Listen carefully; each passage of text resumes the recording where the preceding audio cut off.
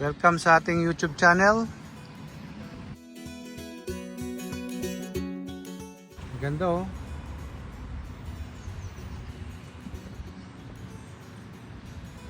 Ayan. Congratulations no, sa mga bagong graduate dyan. Sa video na to, magre-reflect lang tayo ng experience namin sa pag-apply ng trabaho.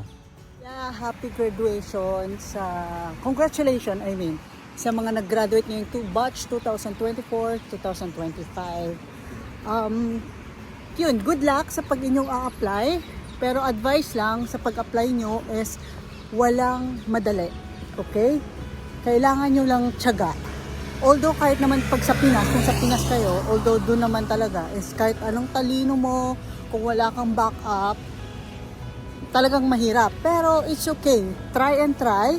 And then kahit cum laude ka or whatsoever, start with the lower position first. Kasi malay mo, 'di ba? Kasi lahat naman tayo ganun eh. Kami ganun din. Nag-umpisa kami sa mababa. Nag-dicer, nag-promodicer.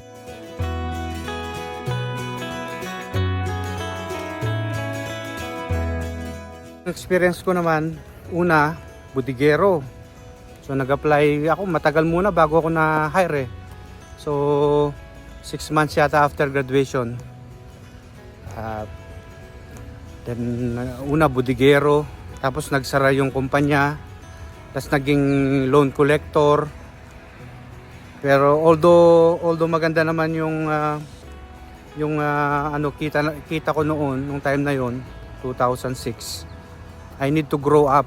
So mahirap nga magpaalam sa trabaho kasi yun nga, yung pagiging loan collector, ano naman siya, no? At the same time nakakatulong ka sa mga small and medium enterprises sa atin, yung mga ambulant vendor. Pero kailangan na makipagsapalaran, no, para mag-grow tayo. So nag-try din ako dito, maraming iba-ibang trabaho din, no? Nag-start ako from dishwasher. Until now, okay naman yung trabaho. So ang take away lang namin dito sa inyo is sana magtiyaga kayo na maghanap ng trabaho at makasurvive kayo ng yung entry level na na trabaho na paghahanap. Kasi minsan maraming mga nag-a-apply na nawawalan kagad ng gana after nilang mag-try and try. 100 siguro, 100 na beses mong i-try. Yun. At sa bawat beses mong itatry, ayusin mo yung CV mo, ayusin mo yung cover letter mo, mag-practice ka ng mag-interview. I-practice mo na yung mga sagot sa interview questions, ganun. So, ano pang masasabi mo? Well, sa case naman ng asawa ko is different yung sa kanya. Medyo nahirapan siya kasi sa city siya. Ako kasi nag-graduate ako sa isang maliit na city din, probinsya. Pero yung akin kasi, nung nag-aaral pa ako, nag-start na akong mag-work as a part-timer. And then after noon, yun yung, yung experience na yun from the fast food, na-try ko siyang mag-work sa isang bangko for 6 months only. Tapos after noon, mabilis sa akin, wala akong hirap kasi lalo na, hindi ko naman sinasabi mabilis sa akin makapaghanap ng trabaho kasi sabi nga nila, with pleasing personality. Yes. Ganon. So yun, dinadala ko lang sa pa-cute. Yeah. Paano sa interview? Siguro madali kasi hindi ako sa city. Yung iba siguro, pag sa Manila ka, maybe mahirap or sa Luzon. From Visayas ako eh. So mas madali sa akin makahanap ng work. Mabilis. Yeah. So yun lang, as in, wala akong problema. Nung pumunta na kami dito sa Holland, explain ko lang. Nung dito na ako, kasi nanay nga ako, may 3 anak, so mahirap sa akin kasi kailangan ko, dahil yung asawa ko nag-work sa dagat before na 2 weeks on, 2 weeks off. So yun sa akin, mahirap ako mag full time kasi kailangan kong hatid yung bata, pag wala yung asawa ko, kailangan ko rin magsundo. So kailangan ko lang at least 4 hours na work. So mahirap. Kaya etong trabaho ko ngayon, nagtatrabaho ko sa hotel, mahirap talaga kasi as in mabilis ang trabaho. Tapos talagang mabilisan lang. So kailangan by 2 tapos na ako dahil pick upin ko na yung mga anak ko ng 3. So yun lang mahirap. Pero hindi kagaya sa experience ng asawa ko dahil sa kanya opisina siya ina-applyan. Mahirap sa kanya. Sa akin, lipat lang ako, hotel lang ako, lipat. Yun lang. Hindi siya ganun ka sa akin, hassle.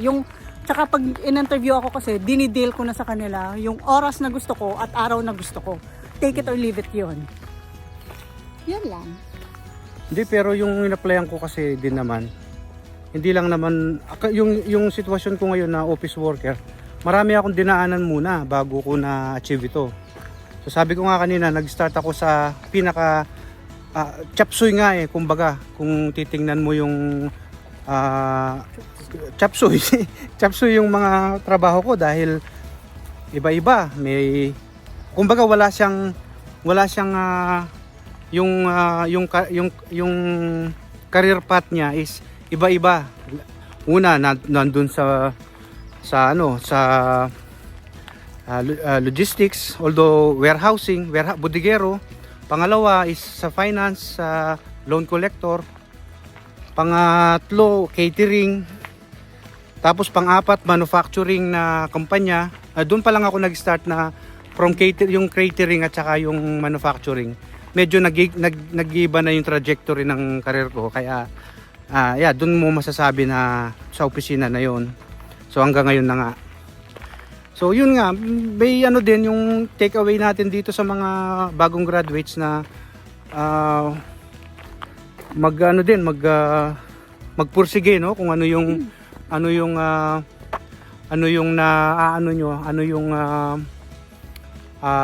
yung gusto nyong gawin. So hindi naman minsan na yung gusto mong gawin, halimbawa natapos ka ng pagiging engineer. Engineer ka. Engineer na kagad na nasa field ka, imagine mo yung sarili mo, nandun ka sa planta, nagde-decide ka. Kumbaga parang hindi ganun muna. Mag-start muna sa, let's say, yung position na entry level. And then, may mga years ka na de-develop na mga skills. Dun mo magbibigay, mapopromote ka naman . So, tama ba yan? Nasabi ko? Huwag masyadong malapad. Hindi, ibig ko sabihin, To starter lang. To start with the lower position. And then Oo. you wait. Yan. In the future, you're Yan. gonna promote. Parang yung asawa ko, nag-start siya sa dishwasher, cook, level and level up. Yeah. So, pero lakasan ng loob lang Yes, yun. yes. Dahil pag gusto mo lang dishwasher forever, dishwasher. Like me, hindi ko naman inaano. Ngayon, housekeeper pa rin ako. Pero kumbaga sa hotel pa rin ako. Dahil I'm scared. Dahil nga doon sa schedule ko. But I mean, kung malakas talaga yung loob mo, you can do it. I can do it better actually. Kung gugustuhin ko lang. Kaya lang takot lang ako. Dahil wala lang. Pero Ganun siyempre, lang yung talaga. Lakasan ng loob. sitwasyon mo naman kasi may pamilya. Yeah, may pamilya. Pag nanay kasi kailangan mo, Yeah. lalo na sa abroad. Kasi kung sa Pinas, okay lang kasi may nanay ka. Maraming may tatay, magsusuporta. kapatid. Kami lang Oo. So, kami Face to dalawa face lang din. talaga. Oo. Give and take lang. So, actually naman kahit ako, hindi ko naman kailangan magtrabaho. Kailangan ko lang tulungan kasi maganda naman talagang asawa. Kahit konti lang may kita, diba? Yeah. Yun din ang isang natin, support. Yeah. pampa-beauty.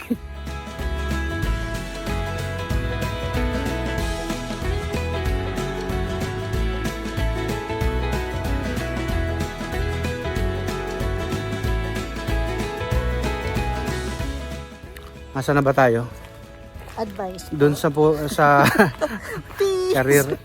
Yung entry level advice, yung pinaka-importante diyan, yung wag tumigil kasi yung ibang mentality ng ibang bagong graduate, napagod sila tapos Give up na. hindi napagod sa pag-aaral, magpapahinga daw muna sila dahil kagagraduate lang.